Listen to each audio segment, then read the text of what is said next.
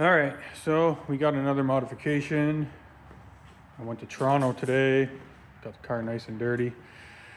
But yeah, we got another modification here to open and do a review on. This is from, let's have a look actually. Get this opened up.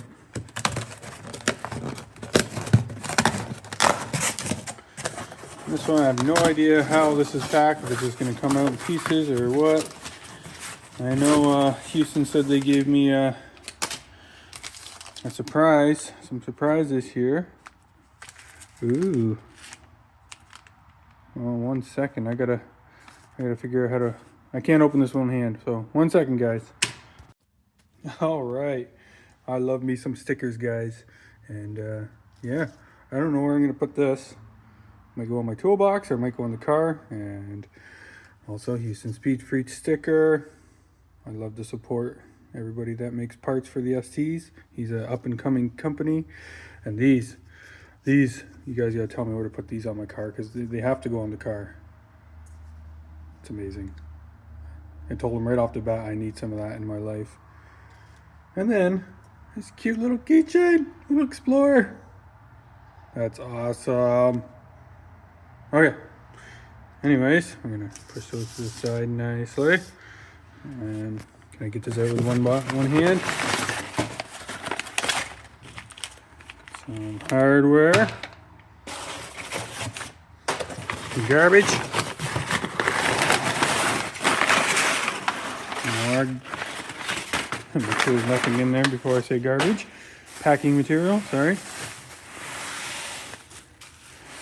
And this bad boy. Oh. He didn't. He said I was his favorite Canadian. Sorry, Kurt. You're just not his favorite. A Canada flag. That is awesome. I don't think I'll put this on the Explorer, but yeah, that's awesome. So thank you, Travis, HoustonSpeedFreaks. All right. I'm sure there's no other goodies in that box. No. All right, so this thing's a monster. If you're from the ST community, you probably already know what it is. If you just joined my channel, a lot of you came and joined my channel after watching the Hellcat video and the TRX videos. It is a front strut bar, and this thing's a monster. When I do the full review, I'll be comparing it to the OEM strut bar, which is not much thicker than paper. Yeah, let me unwrap this thing and get a better picture of it. And there it is. That thing is beauty. I got it powder coated black. I do all my parts in black. Try to keep it in sleeper status. It's not really working anymore with all the mods done to it, but I'll keep going black. But yeah, that's that thing is pure quality.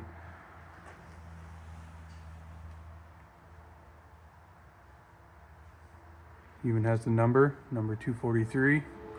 That's how many have been built, probably further. But yeah, this thing should keep the front end planted a lot more in the corners compared to the paper strut bar that's on there now. But yeah, I'll be installing it, do an install video of it, which, you know, a couple bolts and it's on, not that big of a deal, and then we'll go for a test drive. But yeah, it will look great in the engine bay. There's the engine bay. Starting to look a little less stock every mod I put in there. But yeah, that strut bar is it's really beefy. I'm gonna take it for a little test drive tomorrow and see how it handles the corners compared to this skinny little strut bar. It's really bad. Like, it even has cutouts to be extra skinny.